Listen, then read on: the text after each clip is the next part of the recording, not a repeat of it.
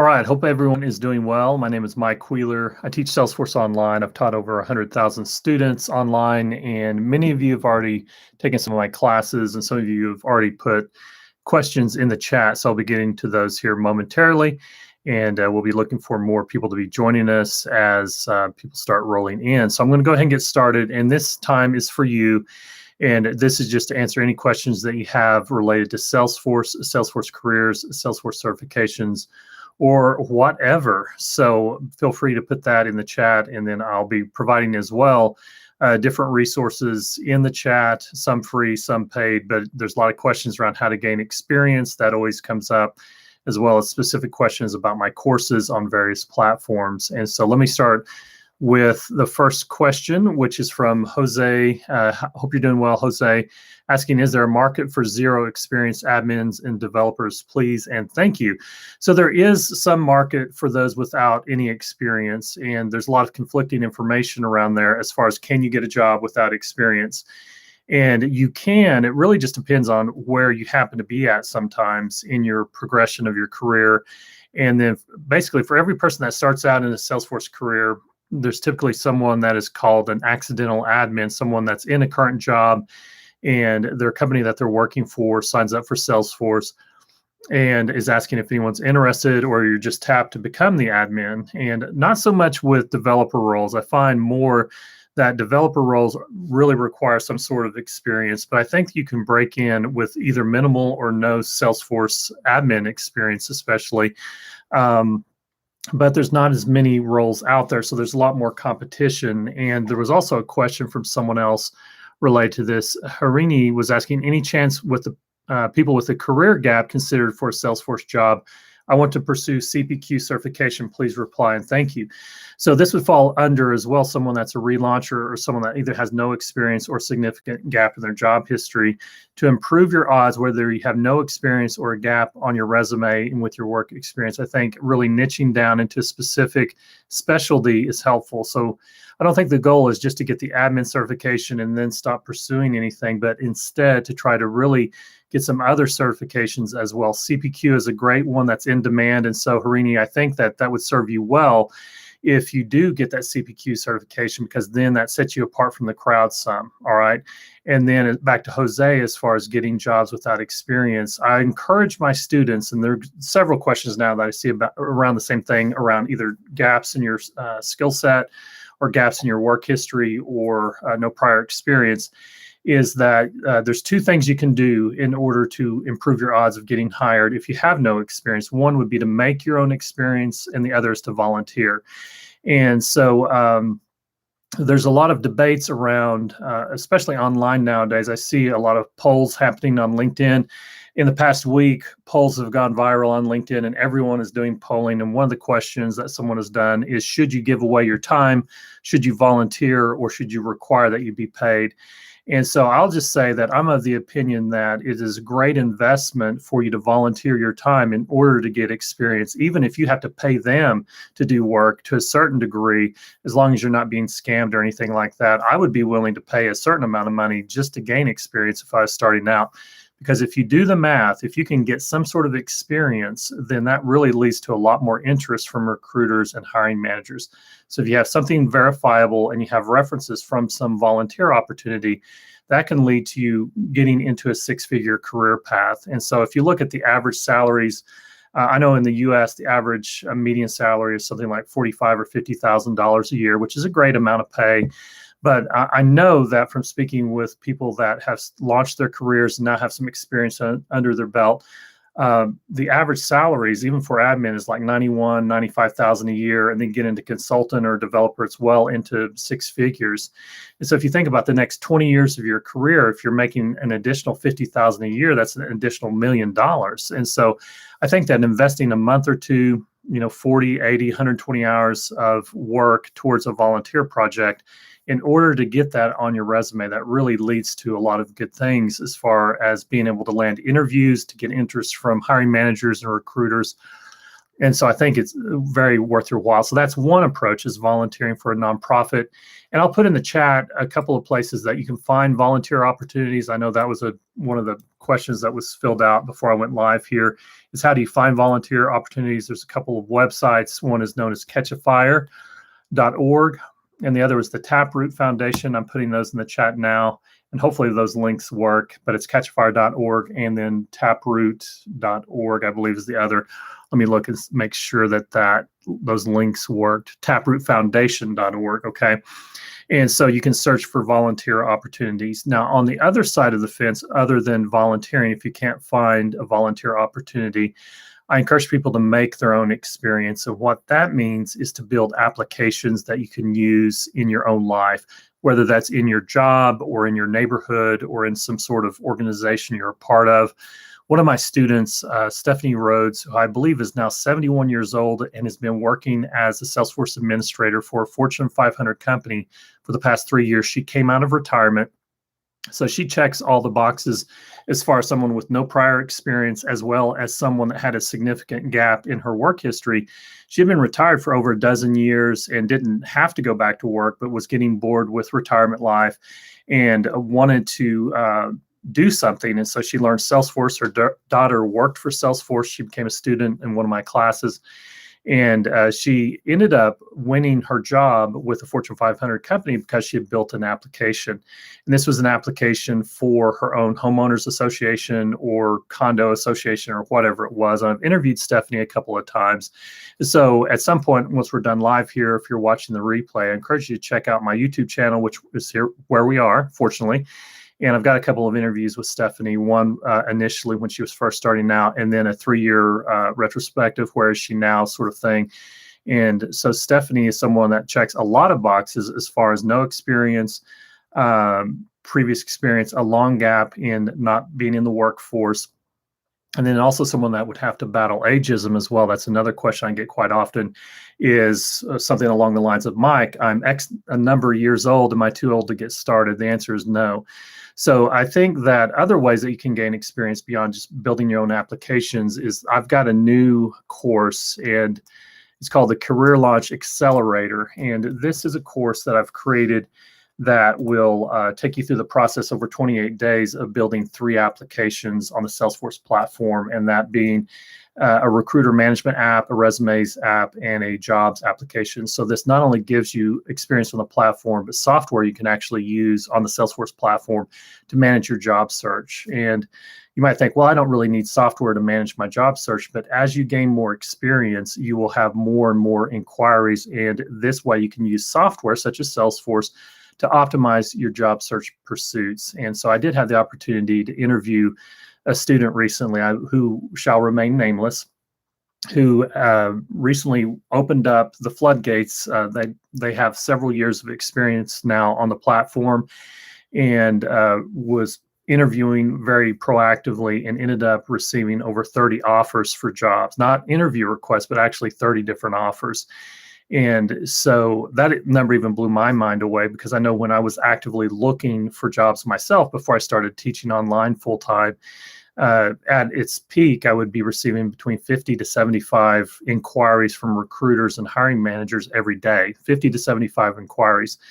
And so as you gain more experience on the platform, you get more and more marketability, and that gives you more leverage in the marketplace as well to start filtering out opportunities and really decide what you're looking for, and then leveraging that into a higher income as well. All right.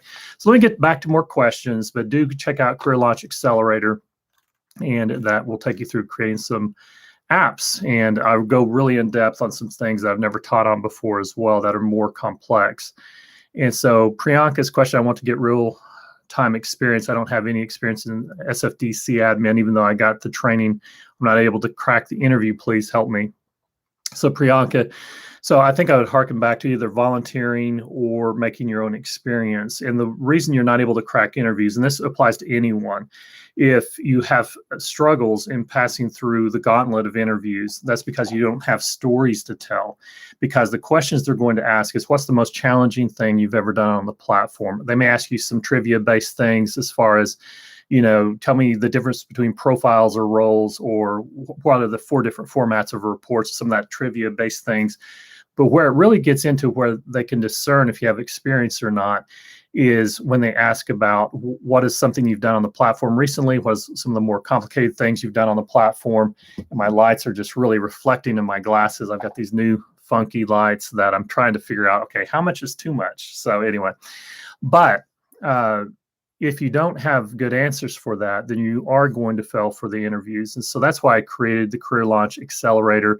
I kind of call it my Bootcamp 2.0. And a few years ago, I created a bootcamp series to help people to make their own experience. And so a few other things, a few other resources I can give you, and these are free ones, a couple of other courses. One's a course, one's kind of a workshop replay. First is called the Career Launch Action Plan, and it's more around mindset of treating your career as your business. And I go into concepts such as you incorporated and you taking the principles of any business, which is marketing, sales, and service, and applying that to your own career pursuits. And so that's at the Career Launch Action Plan, and that's careerlaunchactionplan.com. It's a dedicated website. Just sign up for that. It's free. Just put in your email address. It's a 45-minute course, and you can check that out. I'll put the link in the chat here. And then as well, there's another thing that I have, which is called the Portfolio Power Hour. It's a workshop I did recently, much like this. And so it's a replay, but I show and highlight some actual people out there, their online portfolios. Some are my former students, some are not. And some have built their portfolio on the Salesforce platform and sharing their resumes, and others are doing it in WordPress sites or other mechanisms. And so I kind of highlight and show you examples of those in ways that you can Google hack other example portfolios. And then I leave you with information on how to build your own portfolio, basically. And then you can use that all in conjunction with the Career Launch Accelerator if you build apps there and put those on your portfolio, share those on LinkedIn, et cetera. So it's all about really marketing yourself, being able to have answers to the questions as to what you've done on the platform. And so if you can make your own experience, if you can volunteer, then you have answers to what are the most complicated things you've ever done on the platform, what's the number of users that you've supported, what are some of the day-to-day responsibilities that you've fulfilled. Now, whether that's paid or unpaid, as long as you've done something and can speak the lingo and exemplify that you've built some applications on the platform, you've done some things around reports and dashboards or security concerns, that's all very helpful, okay? So great questions, keep them coming. All right, so Kyle is going through my Sales Cloud Consultant course, and it's a little out of date. I will admit it is out of date. And so I've got a lot of my older courses still on the Udemy platform, and then as well on my own platform, which is MyQuiler Media Plus. And I am going through the process of updating all of my courses. Now, those updates are exclusive to my own platform, which is MyQuiler Media Plus. And let me give you that link in the chat as well. And let me know if you're not seeing these links in the chat. I'm presuming that these are appearing as I mentioned them and that the links are working and everything. This is, I think, the first time or second time I've ever gone live on YouTube. So it's still kind of new for me. So hopefully things are going well and swimmingly out there for you. And looks like the crowd is growing by the minute, which is awesome and encouraging as well. So I am in, let's see, so May, June, July is the time frame for me to be re-recording Platform App Builder, Sales Cloud, Service Cloud, and Advanced Admin. I've just finished up recording Career Launch Accelerator. That's my Bootcamp 2.0 that I mentioned previously.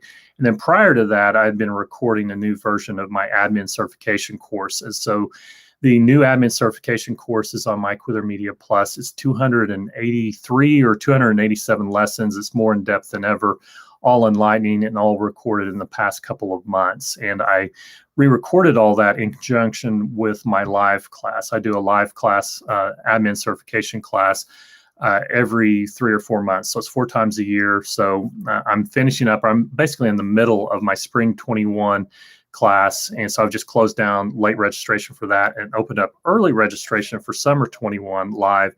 But during that winter and spring sessions is when I was recording the new content for my live class. And so I assign a knowledge area each week.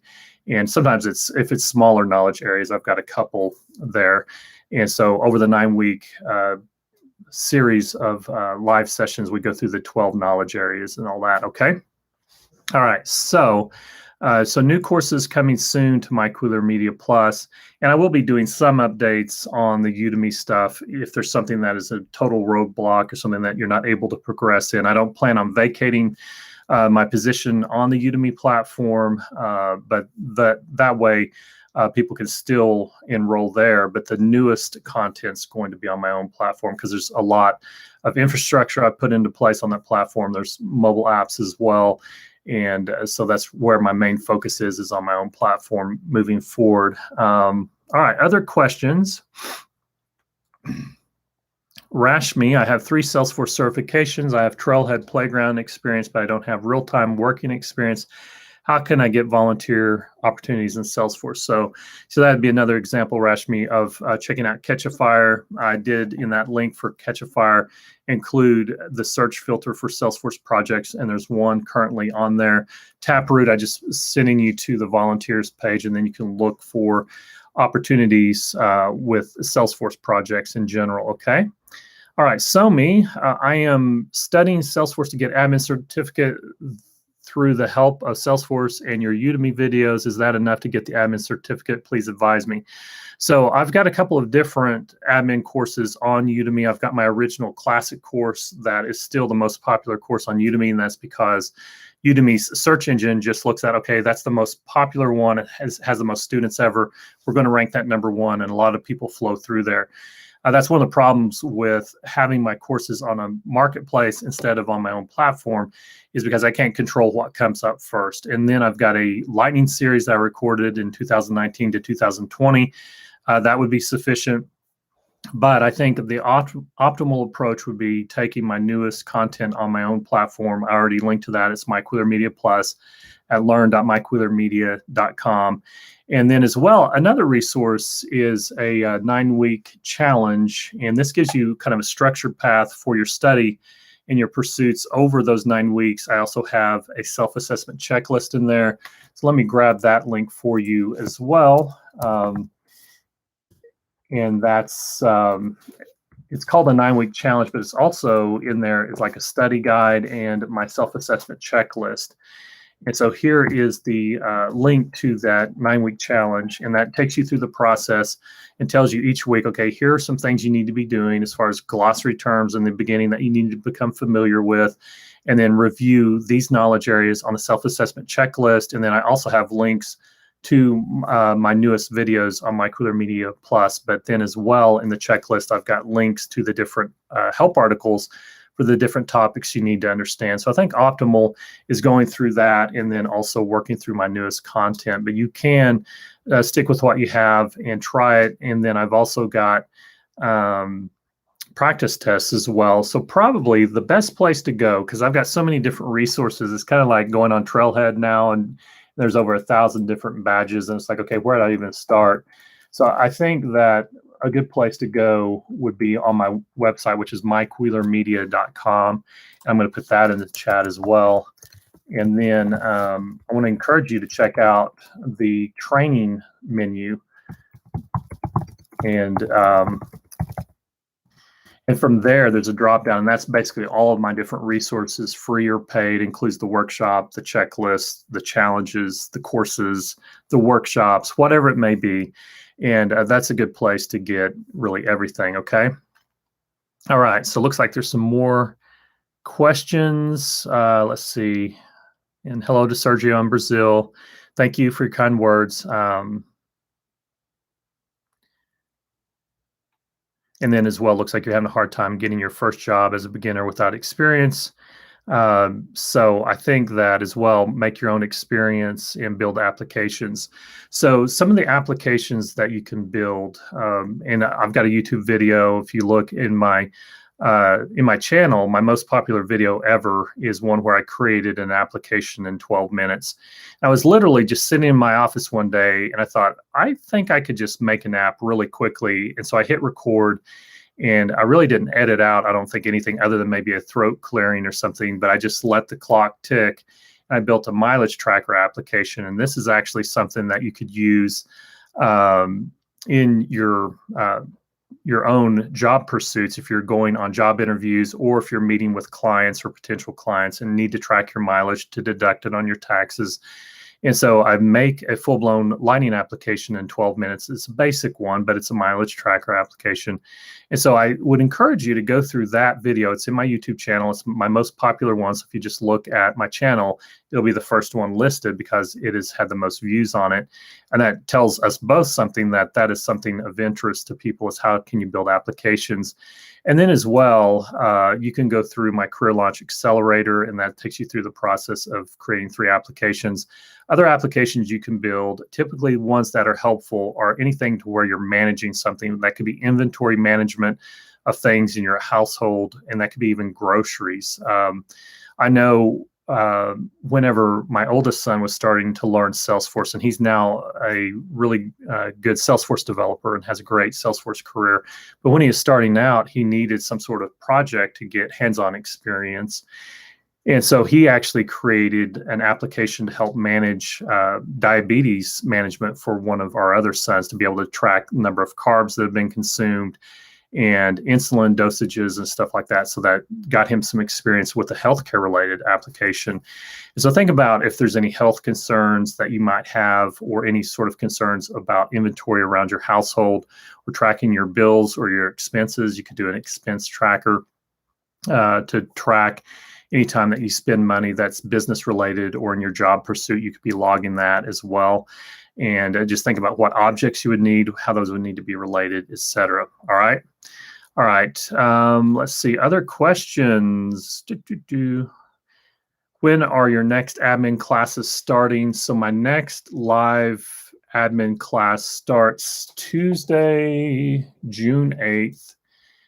And let me give you that link, so that we're still a little bit out. I'm in the midpoint of my spring class, and then we take off the week of, I think, Memorial Day or something like that.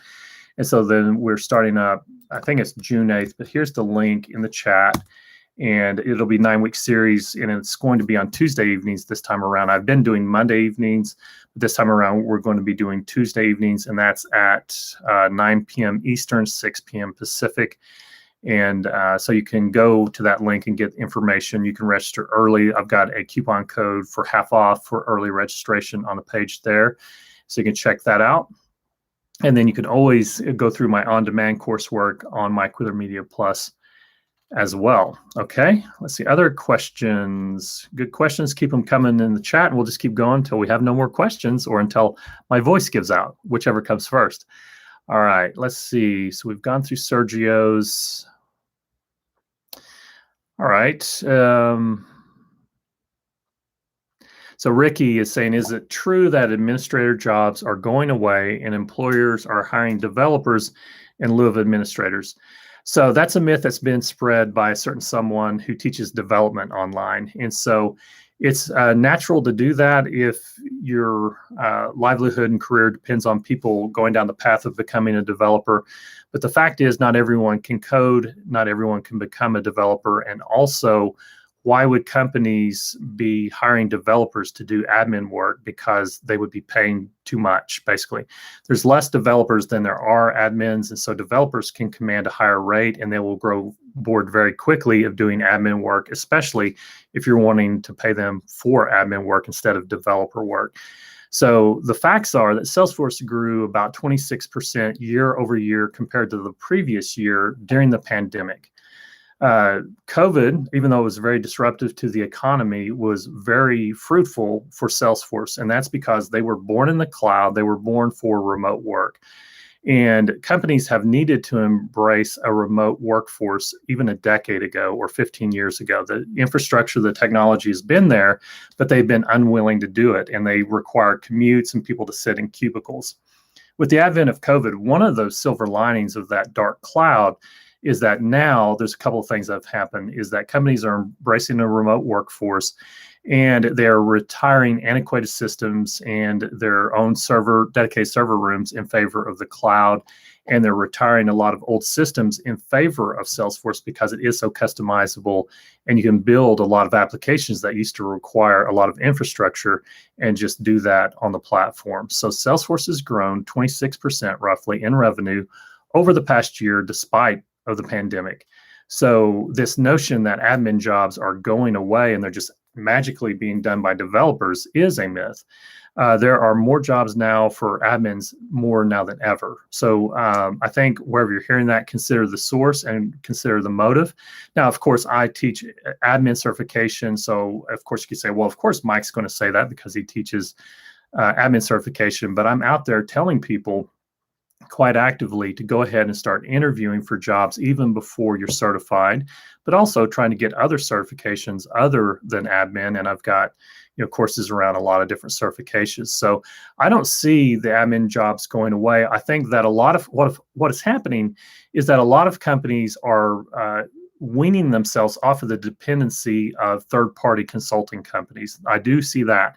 And so there's a lot more internal promotion from within for some of those roles that maybe would have gone to the job boards before. And then as well, companies, in order to remain competitive, they're trying to grow their own talent, okay?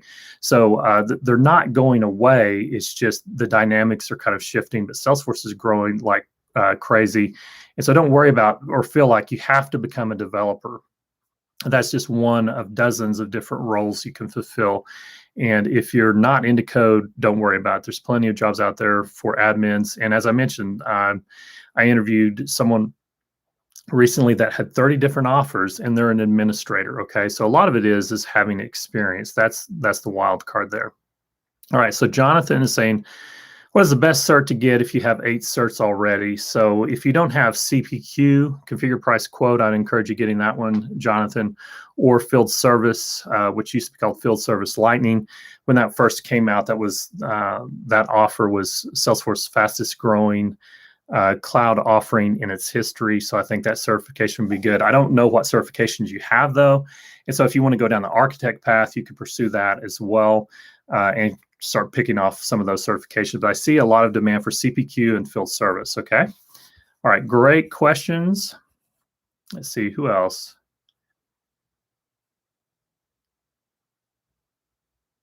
Okay.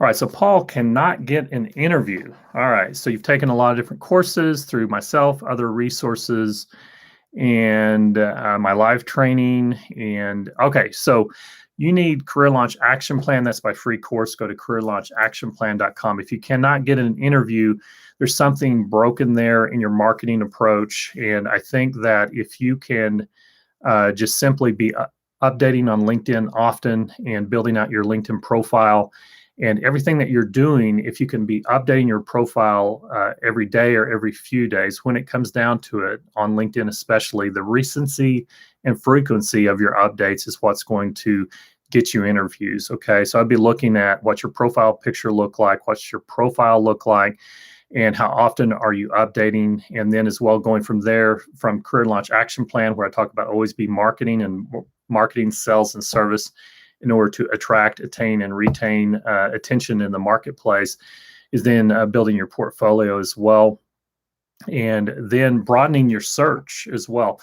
I think a lot of people fall into the trap of just searching for the big 3 jobs, and that's those that get the most press, which is Salesforce Administrator, Salesforce Developer, and then Salesforce Architect. But I think if you just do searches for jobs that just have Salesforce in the title and then or in the description, and then let that kind of guide you. There's jobs for analysts or customer success agents, things like that. And just getting some sort of job with Salesforce related skills will kind of open the door for you. So I think that if you're not getting interviews, there's something going on the marketing side. It's on the front end, okay? And you need to be telling your story effectively. And so there's a disconnect there, Paul. So, but great question. And you've also written an application, which is awesome. So I think putting that in a portfolio, getting that out there, and it just applying to a lot of different opportunities, and you'll get some interviews. It may just be a matter of time. All right. So who else we got? Okay. So I answered the when is my next admin class. Can you become a Salesforce developer without a degree in computer science? Ariel, yes, you can. And my son, Anthony, is a good example. I believe you know Anthony. I know Ariel locally here. And Anthony finished high school, and we took a gap year, meaning we didn't go directly to college. And speaking of college, I'm going to get myself in trouble here, but 9 times out of 10, it's a horrible investment. Okay, I'm just going to say it. let the chips fall where they may. And I happen to be saying this the day after Mark Benioff has said online. I've been seeing people share how he's saying that it's not a good investment to go to college, or college isn't necessary. And I've got too many examples of my own students and in my own son's history of people that have launched careers, especially as Salesforce developers, that don't have degrees. Okay. Now, I'm not saying that for those of you that have a college degree that, oh, you wasted your time. Good for you. I'm glad you have that piece of paper. Hopefully, you're using that degree in the field that you're in. What I've found is that most people that have a degree end up in a career that has nothing to do with their degree, and as well with the amount of student loan debt.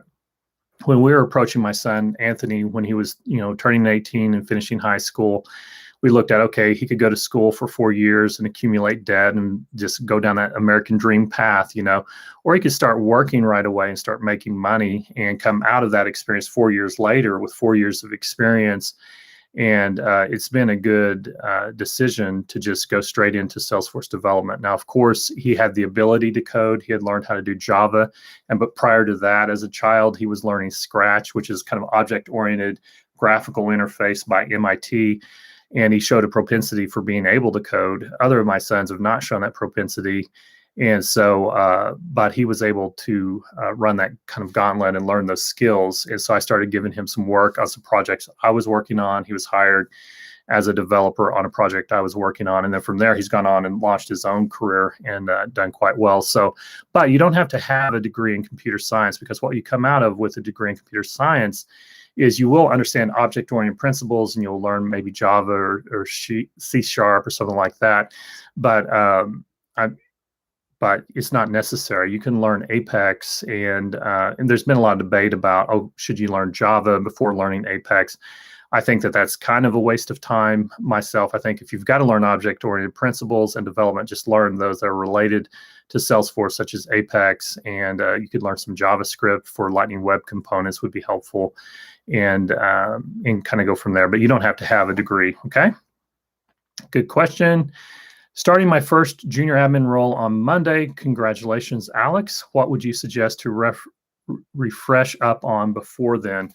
So starting your first job, you've got about a 30-day runway, okay? And so you want to impress out of the gate, but not be obnoxious, okay? So I think some things that you can do to help you as you start is really becoming familiar with reports and dashboards, okay? Executives love reports and dashboards. And when you export them into Excel, they're really nicely formatted and it looks like you've spent a lot of time on those things. And so I would be brushing up on that as far as becoming familiar with all the different types of reports you can do, what dashboard components are supported with which report formats, and even scheduling reports. I think a lot when you land in your first job is identifying, well, when my lights just went out. Awesome. So this is getting interesting. Let's do this. All right. So, but the point is that during that runway, you want to make the most of that time that you have. And so you want to hit the ground running and be able to contribute. So as you get started, you want to get familiar with areas that could be potential problem areas so that you can proactively be monitoring those potential problem areas through subscribing to reports and dashboards. One example that I've taken from my own work on the platform was that we were working in a service environment in Service Cloud. And so I would be monitoring the caseload for the support reps. And if it reached certain tolerance levels beyond that, I would be receiving, or if there were more cases coming in through integrations overnight that were considered abnormal, I would be subscribing to those things so that if certain conditions were met, I wanted to be alerted before my bosses were alerted so I could see, okay, is this a problem with our integration? Have I done something with a workflow rule that's gone awry, or a process or a flow? And then as well, subscribing for like Apex error alerts and stuff like that on your user account. But being proactive in troubleshooting so that you can catch problems that are trending towards a negative area as far as things that could be a problem. So I think that things, oh, there goes my other light. Hang on one second. I'm going to turn on my overhead light.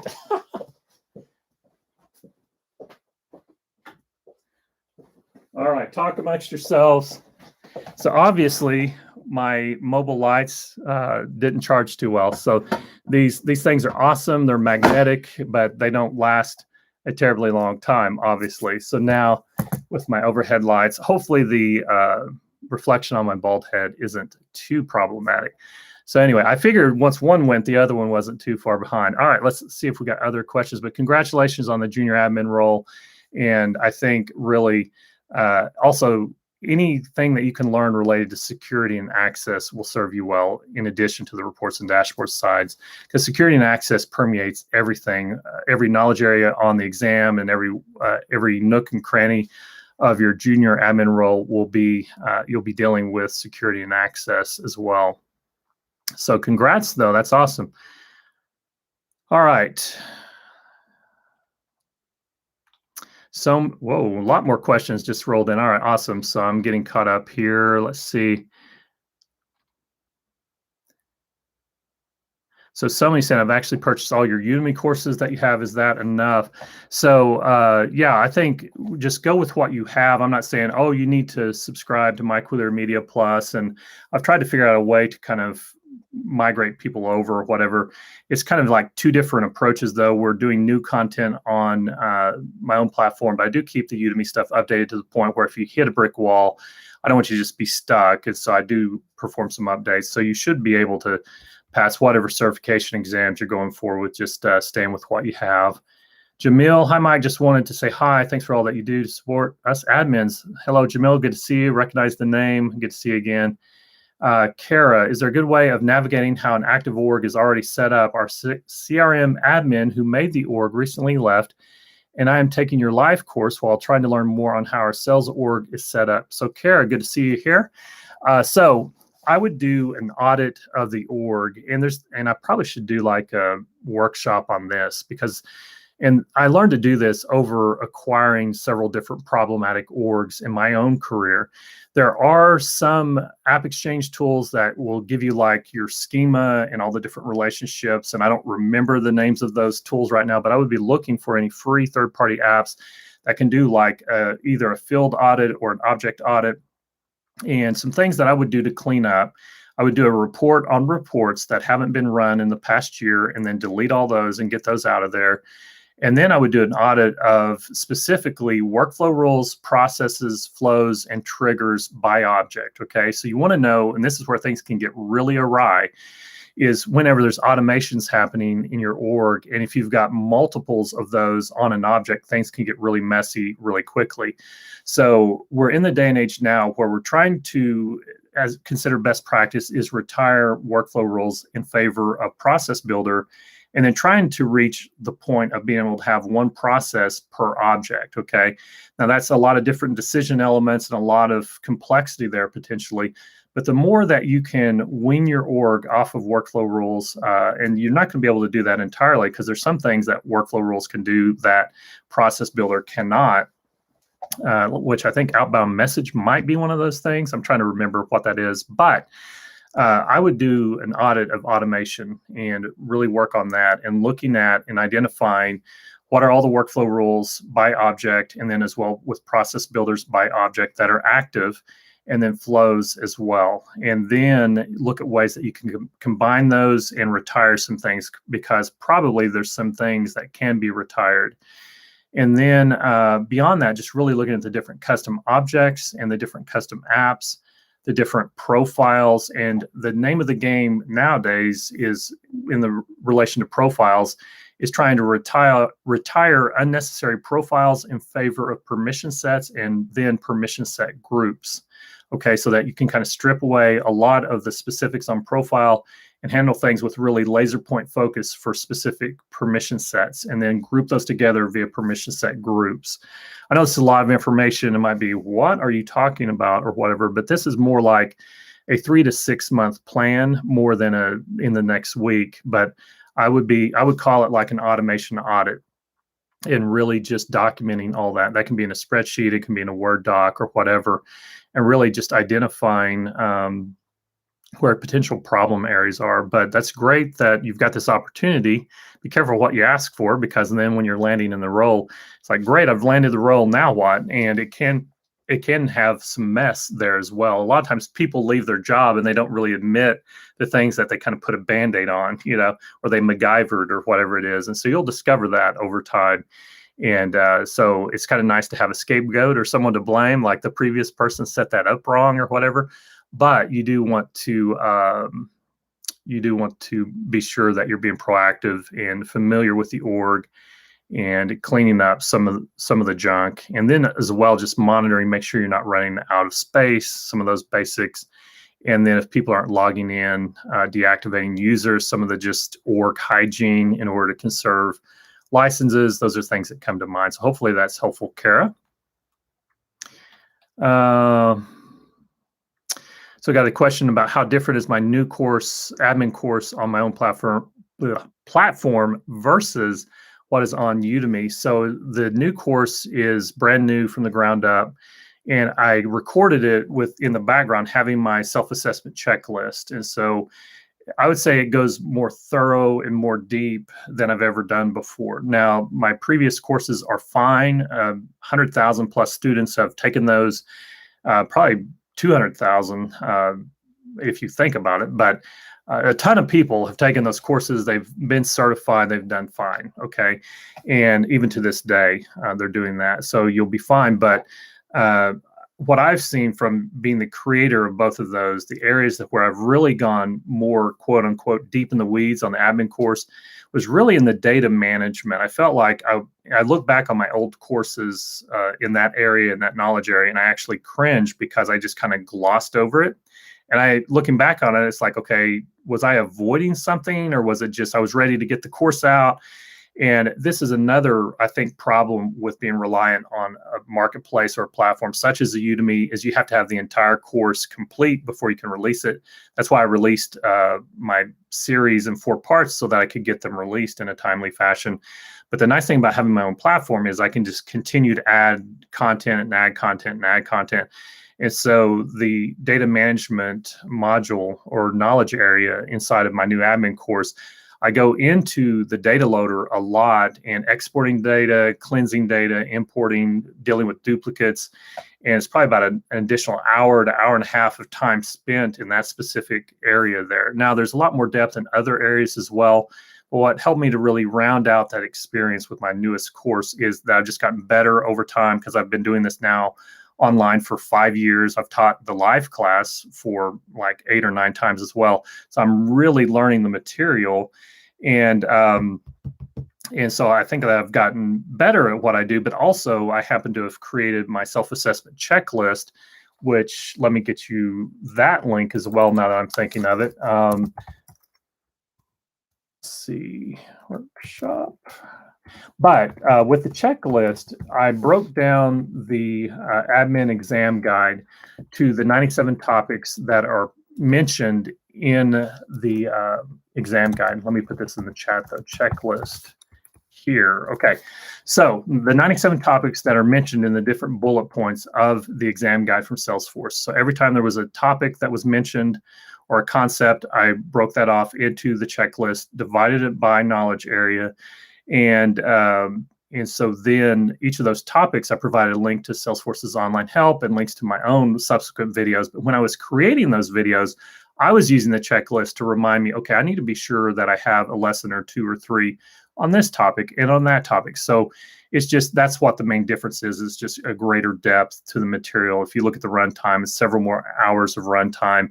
But the videos themselves are more to the point and shorter. When I was starting out, 5 years ago, when I was recording my classic course, I would be going for 20, 30 minutes chasing rabbits and just talking about all sorts of things. And so I've really learned to really have that inner clock going, okay, I've talked enough about this. It's time to move on to the next lesson. And if I still need to talk about this topic, I'll just continue in the next lesson, just to kind of keep things moving and bring things in a more logical approach. So the number of lessons is much greater, but they're average a shorter runtime as well. So that's kind of the main differences. All right. So Paul has a question. This is a great question because my son, Evan, who's my current editor, a lot of my sons have grown on into their own careers now. So I always have another son in the pipeline. So right now, my son, Evan, is actually on a job interview right now. And he has some experience, but not a ton. And Paul is saying, I found almost every job on Indeed and LinkedIn have multiple applicants, usually 60 plus, and want experience and certifications. Do you recommend using these sources for people starting out? I do recommend that. And what I had my son Evan do is I had him apply to just everything, okay? Like even stuff he's not qualified for. And so one of the jobs that he applied for is for a really advanced developer role. Now, I don't, your mileage may vary, okay? But he submitted for a more advanced role than he was qualified for. I was like, I'll go for it.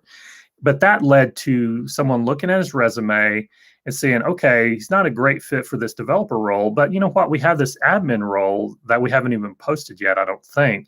And so he's interviewing right now for that. So he's been able to get an inroads with the place and potentially or hopefully being able to get interviewed for this job that hasn't gone out to the masses. Okay. So other things you can do, Paul, is that you can target specific companies. And this is kind of taking the approach of what is known as account-based marketing, or ABM, as sometimes it's called hashtag flip my funnel or whatever. And instead of just targeting specific jobs, you really look at companies you would like to work for. There's a salesperson named Chet Holmes who passed away several years ago. I had the opportunity to read scripts for him back in a previous life. He was a screenwriter as well, but a great salesperson. And he has this concept of the Dream 100, like creating a list of the dream clients. And this would be more from a sales perspective. But I'm out here teaching about marketing, sales, and service, marketing yourself and selling yourself, that sort of thing. So really looking at what are like your Dream 100 companies that you would like to work for, okay? Taking a more proactive approach as far as trying to connect with people that work for those companies on LinkedIn, following those people on LinkedIn, making comments on their posts and their activity, liking the things that they post, and adding value to the conversation. And then once you've made some connections with those Dream 100 companies, then approaching some of those connections that you have and saying, hey, I was wondering if you could do me a quick favor. I hate to interrupt, but I really would love to have an opportunity to work for the company that you work for. I was just wondering if there's anyone you could introduce me to that would be interested in what I bring to the table, which would be, this much Salesforce experience or this certification, or, I've done this in the past and I see that your company is in this vertical. And so I'm adding the Salesforce tool to my toolbox, but I have a dozen years of experience in aerospace or marketing or healthcare or government or whatever it may be, and really just going that approach. And so you can target companies either just off the top of your head, or you can go into App Exchange actually and grab the list of consultants and consulting companies or independent software vendors or the consulting companies for Salesforce. I'm just looking up on App Exchange to give you the link for those consulting companies, and you can filter that down by vertical. So look at what your own experience is and what verticals you have experience in, and then filter this list down by those and target those companies. And these consulting companies that are in the Salesforce ecosystem will become increasingly interested in you as you have more certifications, okay? So in the chat, I'm putting the link to the consulting companies there. And so they are all interested in having individuals that have multiple certifications, especially around either architect, developer, or consultant certifications, because that's one of the ways that they're graded is by the number of consultants that they have and what certifications they have. And I actually have an article, but if you just Google Mike Wheeler charting your path, that's what I Google whenever I look for this.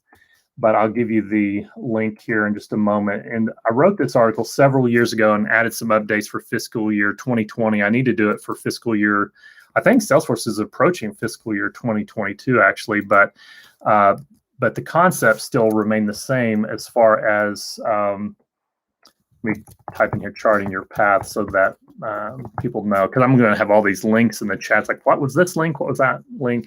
But for charting your path, look for that link. And that tells you, at least with partner companies with Salesforce, what do they value, and that's because of the point system and how they're graded. Okay, and so I would target partner companies, especially if you have more than just admin. And if you don't have any certifications yet, I would go directly to those partner companies' customers then. So for those of you that are not certified yet, because I'm thinking, Paul, you're in the live class. Let's see. I can't remember if you have the cert or not. I'm losing track. But for those of you in the crowd that are not certified yet, I would not pursue partner companies, because you're going to enter the room with 0 points towards their partner scoring system. Okay. But what you can do is take that same link that I sent you and look at the different consulting companies that are in verticals that you have experience in, hit their websites, and then look for their own success stories and testimonials. These are customers that use Salesforce, that have used this partner company and are looking to wean themselves off of the partner company and grow their in-house talent. Okay. Connect with people that belong to those client companies that the partner companies have done work for. Try and connect with those people and try and get an inroads or a foot in the door, whatever.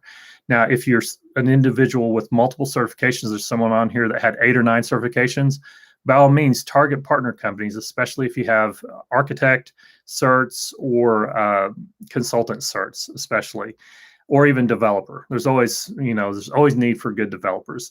But if you have any multitude of certifications, then target those partner companies and try and connect with individuals and try and land interviews that way.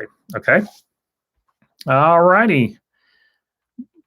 And then just apply, because you may not be qualified for what you're applying for, but there's some lateral or other role that they feel like you'd be a good fit for that hasn't even reached the job boards yet. But I would recommend as well, just going back to Paul's original question, LinkedIn, I would be on LinkedIn daily, multiple times a day, all the time, and updating your profile, because that will really help you rise to the top of search results. Indeed is a good resource as well, but just know that when those jobs reach those spots, there's going to be a lot of people posting. So I would set alerts with your criteria that you're looking for, so that you can be one of the first to apply. Because even though there might be 60 or 90 applicants, if you're one of the first, you may get an interview, whereas if you're the 90th, you may not get an interview. Okay. All right, Chris, if I was going to get some experience creating a system for a not-for-profit company like a thrift shop for a cancer organization, how could Salesforce program help them? So one thing, if they're a true nonprofit, Salesforce has a program where they give 10 licenses away for free to nonprofits. You've got to file some paperwork if they're a 501c3 or 501(c)(3) or whatever it's called. And if you go through salesforce.org, that's salesforce.org, you can get more information on that. And so how you could help them is help them fill out the paperwork to get the licenses. And then it's a nonprofit thrift shop for a cancer organization. So you would be wanting to track donations, okay? And if it's a thrift shop, I'm thinking of like clothing and things like that. I've been to thrift shops before. Maybe it's toys for children or whatever. And I don't know if you're just taking donations and it's not like on consignment and you're owing your consigners money as things sell or anything like that. I don't know if you'd want to put every product inside of Salesforce or not, but you could at least track the customers for the thrift store and their purchases, and be recording that information and do some marketing and some outreach through the Nonprofit Success Pack. There's also a lot of changes to the schema whenever you get into the nonprofit space, as far as households and organizations and opportunities are quite different as well. And so you want to be sure that you're learning those concepts. There's some Trailhead modules around that as well, and you can install the Nonprofit Success Pack through the App Exchange as well and get familiar with the schema and everything. So I think that as well, just keeping track of the revenue that's been generated and the amount that's gone towards cancer research, all could be done through reports and dashboards. And so you could, at a glance, when you log in, the proprietor of the thrift shop could see that the work that they're doing, here's the impact that it's made. And then as well, from the marketing side of things, trying to do lead generation, web to lead forms on the thrift shop's website, to take in inquiries about donations, so that if someone's wanting to donate, they can fill out the form. That creates a web to lead for a follow-up call. So managing a lot of the workflow that happens through donations as well. Great stuff. Great question, Chris. All right, Toby. Hello, Mike. I have 5 of, I guess, my courses and now admin certified. Congratulations. Can you lay out the daily tasks for an admin to be carried in Sandbox and those in live production? A list of these would be helpful. So I can't type that up right now, but okay, so in a nutshell, don't do anything in production, okay? Never, ever, ever make even the smallest of changes in production. And that's because it's really easy to mess things up. And the reason that you have a sandbox is that any sort of changes that need to be made in a sandbox environment, tested out fully, and then pushed to either QA or user acceptance testing, and then ultimately pushed to production. You always want to have as well, on the production side of things, you want to do a backup of anything that's important or of note, so that if things go awry, you have a rollback plan in place, okay? And so the daily tasks in the sandbox would be whatever you're tasked with for that day. And it could be any number of things. That could be creating reports or dashboards, or changing security settings, creating a new app, creating a landing page, changing the landing page when someone opens up an application. And that may require different landing pages by app, by profile.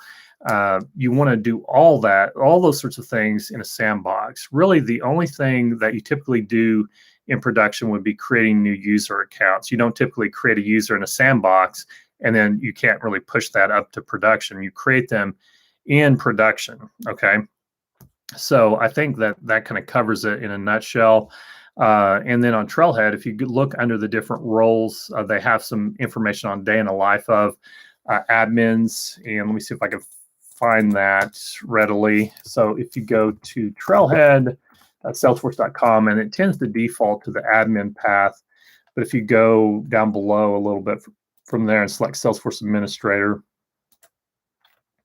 or actually if you go to Credentials, Certifications, that takes you to the admin view. And then scrolling down, what is an administrator? So career path admin. So this particular link I'll say is day in the life admin, and the link to that. But as far as sandbox versus production, new users in production, everything else sandbox, push it, okay? And then beyond that, if there's problem, okay, and this kind of goes back to as well the person that was starting their new role and wanting to know how to succeed and what to brush up on. I can't remember the name of the person that asked that, but also this individual wondering about production versus sandbox.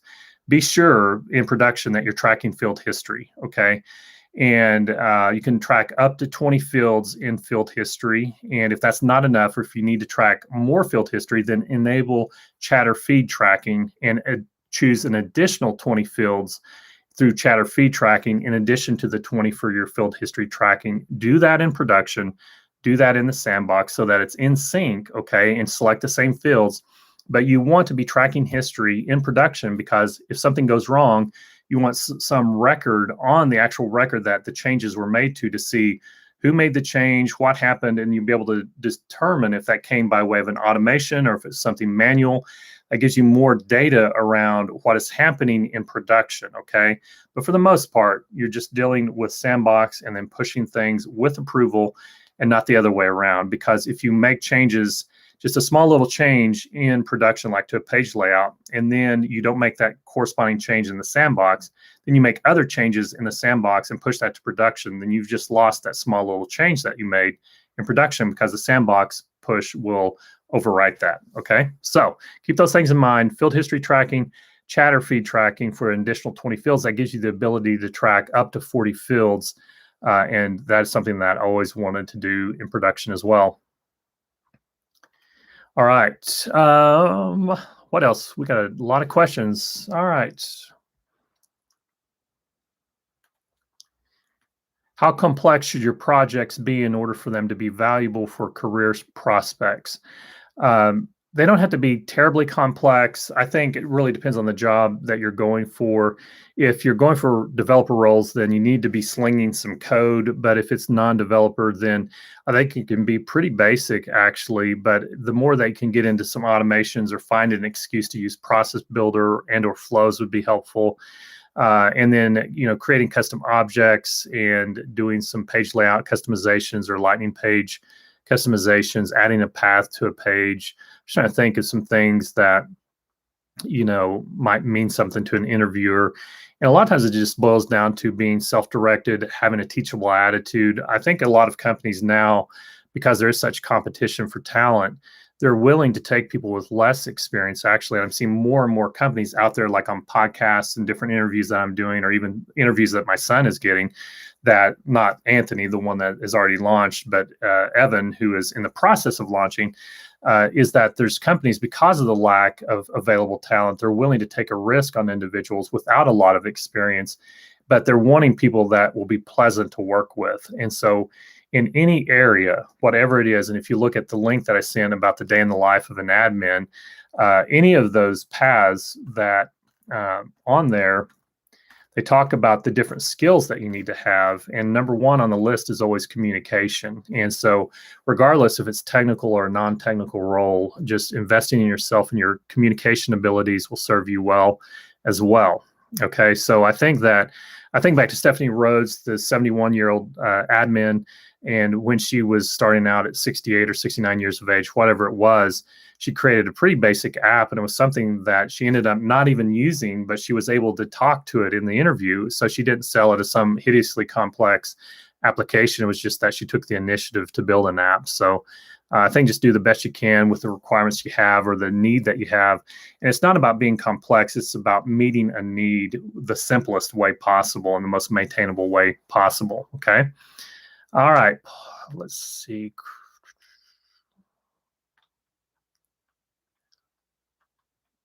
All right. I'm just looking here.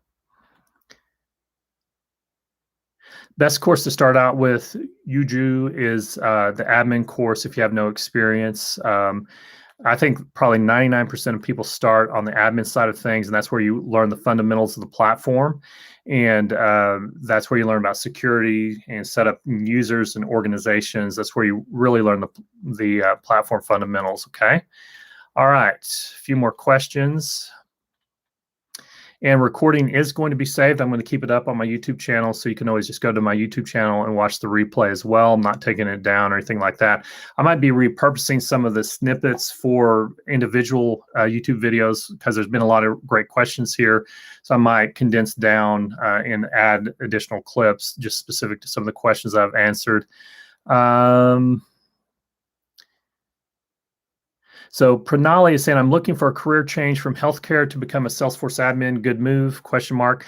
I would embrace your past, okay, and rather than running from it. But I think that taking healthcare and looking into the health cloud, okay, and I think it is a good move to go for the admin certification and learn the fundamentals of the platform. And then from there, I would look for the Health Cloud implementation guide, okay? And there's no certification yet for Health Cloud. I think there will be eventually, but taking that cloud, that vertical that you have experience in, looking at the Health Cloud implementation guide, signing up for a 30-day free trial and messing around with the Health Cloud. So that then you can say you have some verifiable experience. It's unpaid. It was for your own learnings, for your own whatever. But you could build applications related to healthcare related things in the Health Cloud. And even though you lose that trial after 30 days, you could take screenshots of what you've built, put that in your portfolio, and be off to the races as someone with at least a month's worth of experience in the Health Cloud.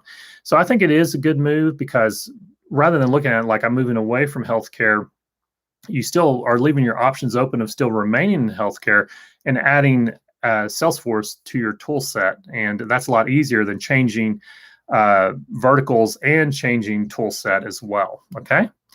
All right. All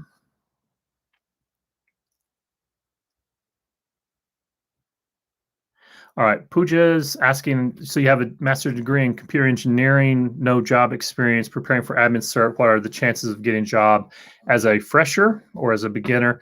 I think you've got great chances, especially with a computer engineering degree. If you have the ability to code, I encourage you to go on from there to pursue perhaps Platform App Builder and then ultimately Platform Developer 1. And then as you go more towards the route of branching out beyond just admin and getting into where you can do automations with clicks instead of code through Platform App Builder would be helpful. And then if you learn how to do some code, then you really increase your odds as well. So best of luck to you, Pooja. Martin is saying, do you think security will be its own job function in the future? Will we see Salesforce security experts? I think that is a thing, especially in large enterprise orgs and in the huge consulting companies. This would be like solution architects that specialize in security. And I think that could be a role unto itself. There's not a lot of those there. It would require a lot of experience and a really deep dive. But there's a lot of concerns around like large data volumes and things that you normally don't run into in the regular walks of life. But if you can specialize with security and some of those edge use cases for large orgs, I think they serve you well with organizations that are huge, like the big four consulting firms or large government entities that have hundreds of thousands of licenses, that sort of thing. All right, that's a good question, Martin. Nancy, does it make sense to attend interviews without hands-on experience? Yes. There's nothing quite like interviewing to expose your gaps in your skills. Okay, and I talk about it in the Career Launch Action Plan. Just go to careerlaunchactionplan.com, free course, 45 minutes of fun and frivolity, where I talk about always be marketing, and also I answer the question, how many certifications do you need in order to start interviewing? The answer is 0. And I know that's antithetical to someone that makes their living teaching certification courses, but I know plenty of people that have landed their first job without certification and without experience as well. So I think that it's good to go ahead and start interviewing, because that will get you some practice with interviewing. There's such a demand for talent that you're not irreparably burning a bridge if you fail at an interview. There's just so many opportunities. Go ahead and take those interviews if you can get them. And that will help you to identify the gaps in your skill set and where you don't have answers to questions. And then you just simply go out and get answers to those questions by addressing those gaps in your skill set, okay? All right, Ricky, how accurate are the various practice exams compared to the actual Salesforce admin exam? If you're getting 8% on practice exams, will that translate to a 50 on the actual exam? People are all over the place on this with my own exams and with others, okay? I've recently updated my practice exams, and those are only available on Udemy. I am working on an update to my platform to be able to bring my practice tests over onto my Quiller Media Plus. That is no small effort and endeavor, let me tell you. But for now, mine are only available on Udemy at the time. I have students that have said they scored lower on mine than the actual exam, and then vice versa. Some say, oh, yours were too easy. Some say they were too hard, whatever. I would encourage you, though, to be making an 80 to 85% on my practice exams or anyone else's before taking the actual exam. And then as well, here's a mistake that I see people make. They want a shortcut, okay? And so you start studying, you might start taking a little bit of my video coursework, but then you see, this is 20 hours of video. Do I really want to sit through listening to this guy talk for 20 hours? Or do I just want to take a practice test and memorize the answers? 9 times out of 10, people start treating a new career like it's trivia night at Old Chicago. And they just want to answer trivia questions. And so what happens is, they don't complete the video training. They don't learn the concepts behind the wording of the questions. And then they hit the actual exam. And the wording is different than what was on the practice test. It's some big O scenario-based question, and they don't understand the scenarios, okay? So what I encourage you to do, and I'm not talking to you specifically, but anyone, is to take the time to work through my video training to learn the concepts, because then it doesn't matter how the questions are worded. You understand the concepts. That's why I created the self-assessment checklist, because I saw students taking my practice test in week 1 or week 2 of their journey to level set and see where they're at. And then by the time they're done with the video coursework, they burn through all my practice tests. And it's kind of hard to recreate that once you know the questions and have experienced the answers. And so the self-assessment checklist is intended for you to do weekly from week 1 through week 9. And then once you're done through that 9-week journey, then you start taking the practice test. Take my 3 practice tests, one at a time, and in between those, address the weak areas. You receive the knowledge area feedback and the scoring. and then take another one and another one. And then before you actually schedule the actual exam, a final step would be to take the web assessor practice exam. They have their own, I think it's $20 for practice tests through web assessor. That's Salesforce's own practice test. And on that one, I think that's a pretty close correlation, but I think to feel comfortable, you want to be around 80 to 85%. All right. So Steve is asking, I attended a webinar recently that said best practices was a single process builder per object. Does that same hold true for flows? For the most part, yes. There could be some use cases where it could be different if you've got sub flows or if it's a wizard-based multi-screen flow. But if it's something that's more automated behind the scenes, then I would try to have one flow per object there as well. Same principle is for Apex triggers, also so that you don't have multiple flows, multiple processes, and multiple triggers firing on an object, okay?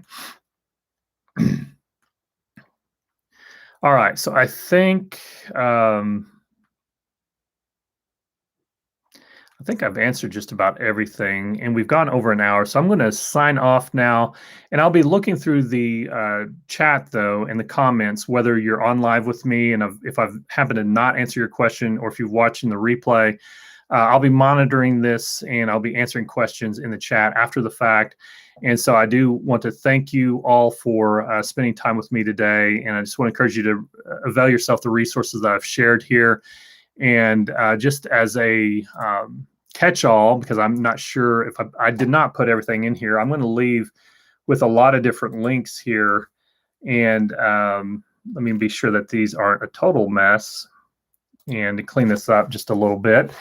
But I would just want to be sure that you have what you need here. So I'm going to include in here in the list of links my Facebook group for my students, and these are all jumbled together. I need to add some spaces here, excuse me. But my Facebook group for my students, that's approaching 10,000 students there. And then as well, actually, let me just bail on that. Let me just give you these individual links that I haven't shared, actually, because this is just too much to clean up. So my Facebook group, let me put that in there, and then I'll put my LinkedIn profile. The reason that it's important for you to connect with me on LinkedIn is that once you pass your exam, I will endorse your skills, but we need to be connected on LinkedIn. And the idea, or how I'm alerted to that, and you'll see people do this online, is they'll post and share that they've passed a certification exam with like a screenshot of their certification or something like that. They'll tag me. When I'm tagged, that alerts me that you've passed your certification. I verify that, and then I endorse your skills on LinkedIn. Just be sure that you have those on your LinkedIn profile. I can't add those for you, okay? And then as well, I've just opened up registration for my live admin class. I'm putting that in the chat as well. And let's see, anything else? Be sure and check out Career Launch Accelerator to build 3 apps with me over 28 days. That's coming up next in the chat. And then as well, if you have any other questions, just put them in the chat. I'll answer those via text, okay? All right, so I enjoyed our time here together. If you like this, be sure and give it a thumbs up. Be sure and subscribe to my YouTube channel as well. And let me know if you want more of these or if you want me to cover specific topics as well. So until we meet again next time, I'll see you in the cloud.